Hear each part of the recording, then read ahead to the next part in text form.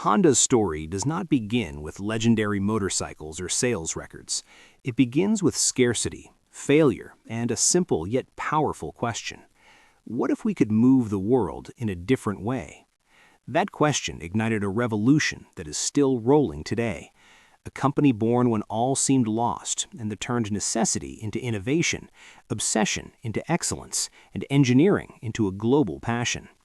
Today we're going to explore a true story that seems taken from a movie, the story of Soichiro Honda, his legendary motorcycles, and how a small idea ended up conquering the world on two wheels.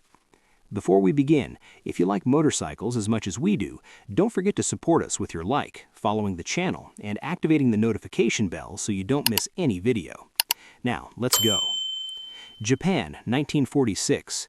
The country was broken, physically and emotionally. Cities were in ruins. Fuel was an almost non-existent commodity. And for millions of people, getting around had become a daily struggle. Bicycles filled the streets, trains were overcrowded, and walking long distances was part of the routine. In that context, where survival took the place of dreams, a man appeared who was incapable of resigning himself to immobility: Soichiro Honda. He was not a brilliant academic nor a powerful businessman.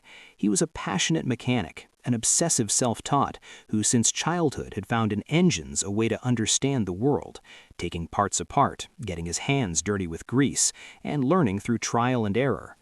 Before the war, Soichiro had already experienced both the enthusiasm of success and the harshness of failure.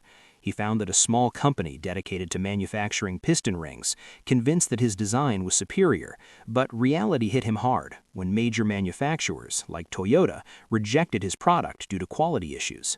Far from giving up, Soichiro did something uncommon. He accepted the mistake, went back to studying, improved his processes, and became even more obsessed with precision.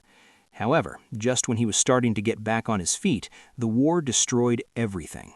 His factory was bombed, his resources disappeared, and once again he found himself practically at zero. For many, that would have been the end. For Soichiro, it was the starting point of an idea that would change history. In 1946, with Japan paralyzed and the need for mobility growing every day, Soichiro observed something others overlooked. There were small abandoned military engines, and millions of people needed an economical and efficient way to get around. Then he did the unthinkable. He took those engines, adapted them handmade, and mounted them on common bicycles. He wasn't seeking to create a perfect machine or a refined piece of engineering. He was looking for a real solution to a real problem. Thus, the Honda Type A was born, a simple, noisy, and imperfect motorized bicycle, but capable of giving people back something fundamental: the possibility to move, work, and move forward in a country trying to rebuild itself. The response was immediate. Those motorized bicycles became work tools, indispensable means of transport, and silent symbols of recovery. Soichiro then understood a lesson that would mark his entire career. Technology only makes sense when it improves people's lives. With that idea in mind, he developed his own engine, more reliable and better adapted to the real needs of users, laying the foundations for something much bigger.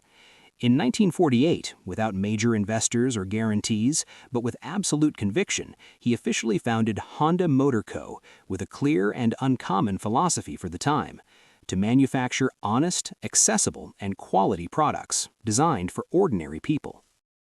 Even so, Soichiro knew that passion and engineering were not enough to build an empire. That's when Takeo Fujisawa appeared, a man with a business vision as clear as it was complementary. While Soichiro dreamed without limits and pushed technical innovation to the extreme, Fujisawa understood the market, strategy, and sustainable growth. Together, they formed an almost perfect alliance based on trust, respect, and a shared ambition to create a company that was not afraid of making mistakes, that learned from its errors, and that would never accept mediocrity as an option. That was the true birth of Honda. It didn't happen in a big factory or a boardroom, but in the conviction that even in the worst of scenarios, with ingenuity, perseverance, and an unshakable faith in progress, a simple bicycle with a small engine could become the first step in changing the destiny of millions of people. And, most importantly, this story, far from having reached its peak, was just beginning. By the late 50s, Honda was no longer just a promise in Japan. The company had understood something fundamental before many other brands. If it wanted to grow for real, it had to think big. It had to look beyond its borders and dare to conquer a world that still didn't trust Japanese motorcycles. At that time, in markets like the United States and Europe, motorcycles had a complicated reputation. They were seen as noisy, dirty, and unreliable machines associated with rebels, illegal races, and constant mechanical problems. Entering that scene was not just a technical challenge, it was a cultural one. Honda decided to face it with a radically different idea, not trying to be like anyone else. In 1958, it introduced the Honda Super Cub C100, a motorcycle that at first glance seemed too simple to change history. However, that simplicity hid absolute genius. It was light, extremely easy to ride, had a clean and quiet four-stroke engine, a design that protected clothes from mud, and a reliability so high that anyone could use it without mechanical knowledge. It didn't require experience, it wasn't intimidating, and it didn't demand sacrifices. It simply worked. But the true revolution of the Super Cub was not only in its design, but in the way Honda presented it to the world. In the United States, the brand launched an advertising campaign that broke all stereotypes. You meet the nicest people on a Honda. Suddenly, motorcycles stopped being a symbol of rebellion to become an everyday, friendly, and accessible tool. Students, office workers, entire families began riding Hondas. The perception changed from the ground up, and with it, the industry changed. The Super Cub not only sold well, it became the best-selling vehicle in human history, surpassing 100 million units and proving that Honda had understood the user better than anyone. With that monumental success, many companies would have been satisfied. Honda was not. For Soichiro Honda, selling millions was not enough if he couldn't prove that his engineering was also on par with the best in performance and technology. The next goal was clear: change the rules of the game in the world of high-performance motorcycles. And that blow came in 1969 with a machine that would mark a before and after. The Honda CB754 wasn't simply a new motorcycle, it was a statement of intent. For the first time, a mass-produced motorcycle offered a transversely mounted inline four-cylinder with a smoothness and reliability that seemed impossible for the time. It incorporated an electric starter when most still relied on a kickstarter, and mounted a front disc brake that raised safety to a level previously unknown. It was fast, powerful, comfortable, and surprisingly accessible. Honda had not only created a superbike, it had democratized high performance. The impact was immediate and devastating for the competition. European brands with decades of history were forced to rethink their designs, their engines, and their manufacturing processes. The CB750 gained fame not just for its performance, but because it always started, didn't leak oil, and could be used daily without sacrificing reliability. It was the definitive proof that Honda had not come to the global market to participate, but to lead. From that moment on, the concept of the modern motorcycle changed forever, and the standard was set by a Japanese brand born barely 20 decades ago among ruins and motorized bicycles. The revolution on two wheels could no longer be stopped. Honda had achieved something extraordinary, conquering the common user with the Super Cub and at the same time redefining ambition and performance with the CB750. Two completely different bikes, the same DNA. The DNA of a company that understood that true greatness is not only in selling more, but in transforming the way the world moves. For Honda, competition was never a simple spectacle nor a marketing strategy. From the very beginning, Soichiro Honda understood racing as the most extreme laboratory that could exist, a place where ideas were tested without excuses and where engineering had to prove its worth under the most brutal pressure. His philosophy was clear and almost relentless. If a technology didn't work at the limit, it didn't deserve to reach the street. Winning wasn't the ultimate goal. Learning faster than others was. That mentality led Honda to face without complexes the giants of world motorcycling. On legendary circuits like the Isle of Man TT, one of the most dangerous and demanding tests on the planet, Honda not only participated but dominated, proving that Japanese precision could prevail even in the most hostile scenarios. Each victory was not an isolated trophy, but a technical lesson that was transferred directly to mass production. More reliable engines, better chassis, more effective brakes, Everything was born in competition. That same spirit extended to other extreme disciplines. In motocross and rally raid, Honda took its obsession for resistance and durability to terrains where error is unforgiven. The Dakar Rally, with thousands of kilometers of sand, heat, and constant wear, became another testing ground where Honda proved its machines could withstand inhuman conditions without losing performance.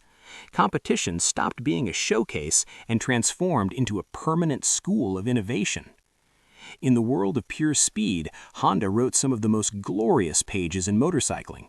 In the premier category, first in 500 cc's and later in MotoGP, the brand established an era of technical and sporting dominance hard to match.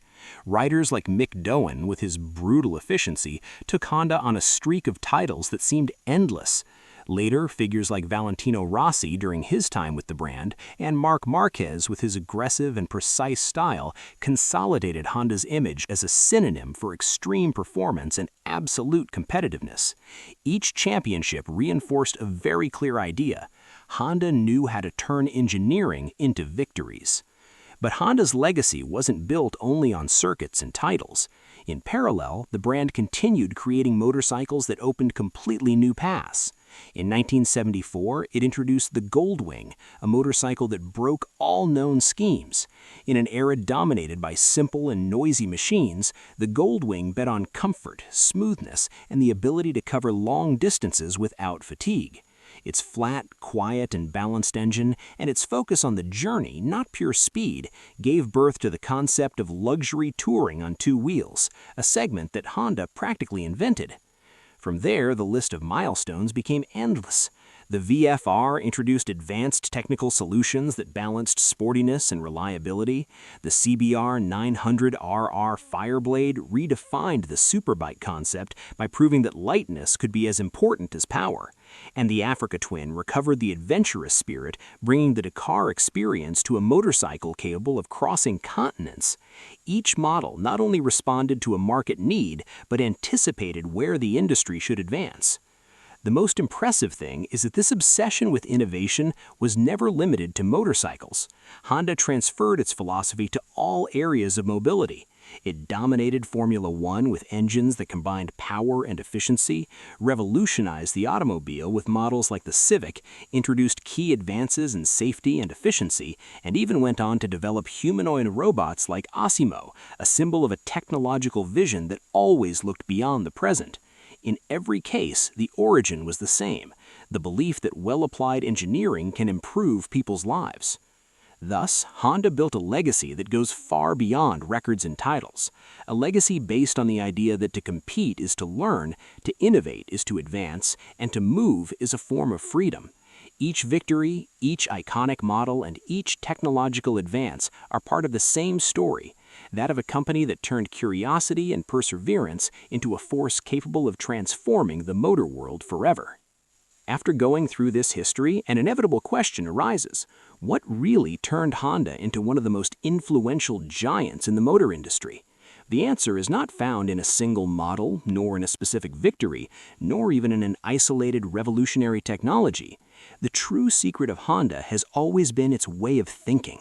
From the first engine mounted on a bicycle to the most advanced machines of today, the brand has maintained a constant obsession with doing things better, with questioning the established, and with never settling for the easiest solution. Honda grew because it knew how to unite two forces that rarely coexist in balance: passion and discipline. Soichiro Honda brought an untiring curiosity, an almost obsessive will to experiment, and a unique ability to learn from failure.